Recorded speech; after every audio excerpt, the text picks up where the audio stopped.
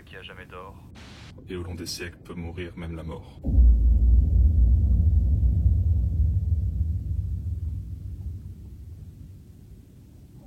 Lovecraft, Lovecraft, Lovecraft, Lovecraft. Je dis ce nom comme j'invoque un grand ancien.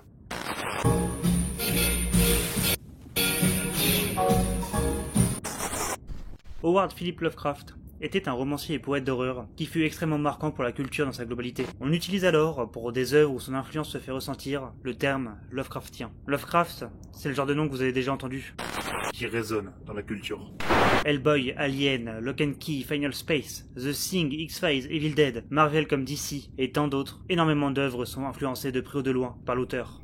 Mais globalement, Lovecraft, C'est quoi? N'est pas mort ce qui a jamais d'or. l'horreur indicible.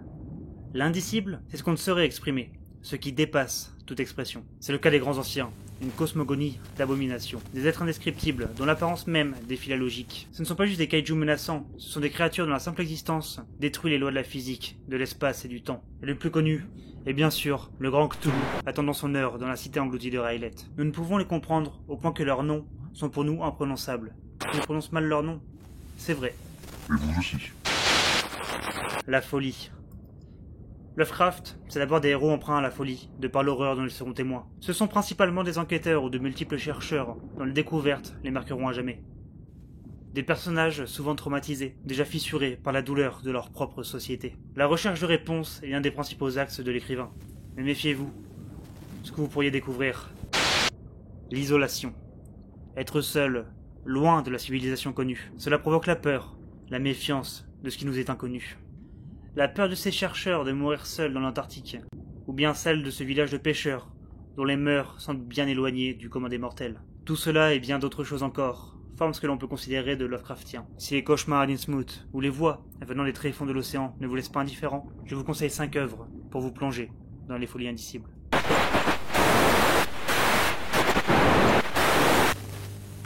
Peut mourir même la mort.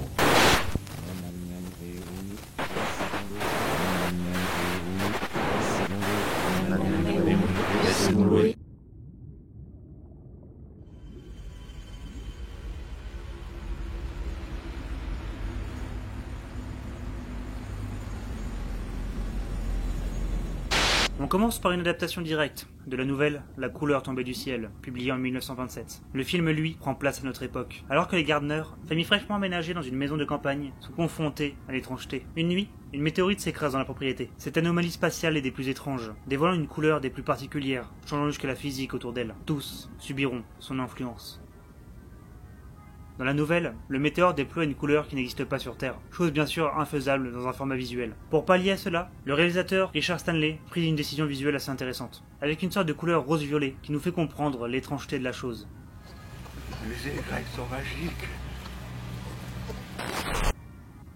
Niveau casting, on retrouve entre autres un super Nicolas Cage dans le rôle du patriarche, accompagné par Joel Richardson, que vous avez pu voir dans pas mal de séries. Le film offre du Lovecraft, son monstre mystique, juste une chose que l'humain ne pourrait comprendre, et qui pourrait mener l'esprit comme la physique à la folie.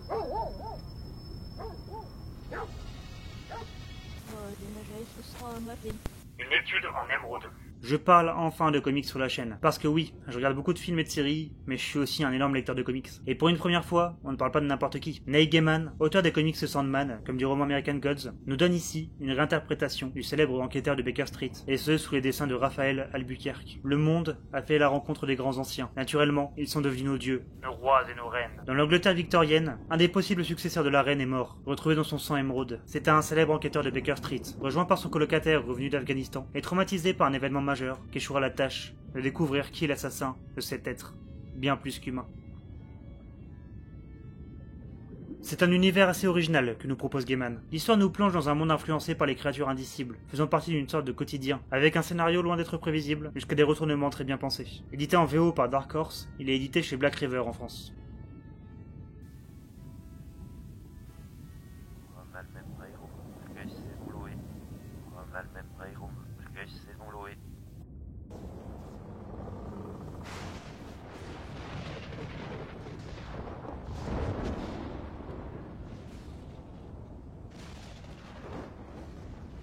Je parle ici du film de Frank Darabont, mais beaucoup de choses valent évidemment pour l'œuvre originale, roman écrit par Stephen King, et probablement pour la série de 2017. Stephen King est dans l'ensemble de son œuvre influencé par Lovecraft. La célèbre figure du clown, Pennywise, en est un parfait exemple. C'est un être venu de l'espace, dont la forme première est incompréhensible pour l'esprit humain. C'est ici assez différent pour The Mist. Après un puissant orage, plusieurs personnes se retrouvent coincées dans un magasin, alors qu'une brume étrange et presque palpable se répand sur la ville. C'est un huis clos forcé que vont devoir subir tous nos personnages, alors que la brume semble devenir de plus en plus dangereuse, abritant des créatures d'un autre monde. Comme dans tout bon huis clos, la pire chose est l'humain. Vous pourrez voir le fanatisme religieux monter jusqu'à la folie, pendant que d'autres essaient juste de savoir comment survivre. Il faut savoir que le réalisateur, Frank Darabont, a sacrifié du temps de production ainsi qu'un budget conséquent afin que les studios acceptent qu'il garde sa fin. Et quelle fin!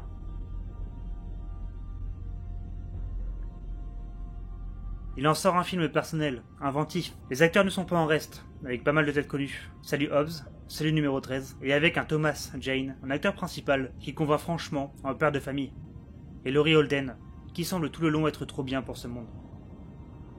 Enfin bref, The Mist est une pépite. Et si vous me dites qu'un univers Lovecraftien, avec du brouillard, évoque aussi un autre film, eh bien, nous verrons cela pour une prochaine fois. Entrez dans la folie. C'est ainsi que le jeu nous invite en son sein. Développé par Cyanide Studio, Call of Cthulhu adapte le jeu du même nom, lui-même inspiré par les écrits de Lovecraft. Vous incarnerez Edward Pierce, vétéran de la Grande Guerre, devenu détective privé, sombrant doucement dans l'alcool et les somnifères. L'enquêteur est alors invité à se rendre sur l'île de Darkwater, île de pêcheurs reculée, où il devra enquêter sur la disparition de Sarah Hawkins, morte dans un incendie, et qui, de son vivant, peignait des visions étranges de créatures tentaculaires. Le seul indice est un dernier tableau qu'elle a envoyé peu après sa mort. Ce sera à vous, à base de dialogue et d'enquête, qu'il vous faudra résoudre les mystères de Darkwater. Welcome to Darkwater Island, Mr. Pierce. Le jeu a un léger côté RPG, avec des statistiques à améliorer, comme la force, la psychologie ou encore l'occultisme. Entre ceux-ci et les différents choix que vous pourriez faire, vos différentes parties pourraient bien prendre des tournures étranges. Il se peut que vous en sortiez sauf, mais il se peut aussi que vous tombiez dans la folie. Le jeu n'est pas non plus sans défaut. Les rares phases d'infiltration souffrent en effet d'une intelligence artificielle plutôt pauvre. Et même si je ne trouve pas cela dérangeant, les graphismes, c'est vrai, sont en retard par rapport à son époque. Mais au vu des décors et de la direction artistique, l'ambiance reste incroyable. Je n'ai pas connu d'autres jeux qui me faisaient rentrer autant dans cet univers bien étrange. Mais prenez garde. L'antre de la folie. Comment parler de Lovecraft sans parler de Carpenter? C'est sûrement le cinéaste que l'horreur indicible a le plus marqué. L'exemple parfait est son infernale trilogie de l'Apocalypse, dont celui-ci en est le dernier représentant. À mon sens, la plus grande œuvre Lovecraftienne de Carpenter, et je trouve aussi un de ses plus grands films, est L'Antre de la folie. Il y a tout, et je ne peux trop vous en parler sans que... Connaissez-vous Sutter Kane, ce romancier dont les œuvres sont marquées par l'horreur d'un autre monde, par une folie constante qui vous marquera à jamais? Je le sais. Pardon? Il vous a vu. Le célèbre auteur a disparu, alors que son dernier livre, L'Antre de la folie, est en passe d'être publié. Il incombe à Charles Trent, incarné avec brio par Sam Neill, enquêteur d'assurance indépendant et homme des plus sceptiques, de retrouver l'auteur et son manuscrit, alors que le monde semble déjà de plus en plus influencé par ses œuvres. Ça vu. Il sera accompagné par Linda, travaillant pour la maison d'édition de Kane et grand fan de ses œuvres. Ensemble, ils devront dépasser jusqu'à leur réalité et plonger dans un monde. Je ne peux vous en dire plus sans que...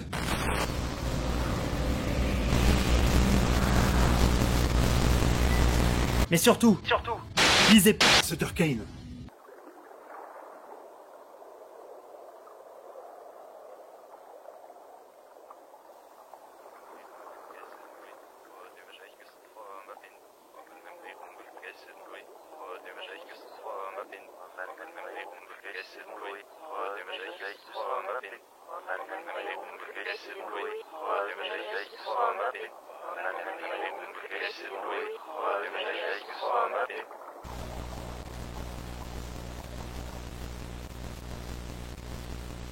Et au long des siècles peut mourir même la mort.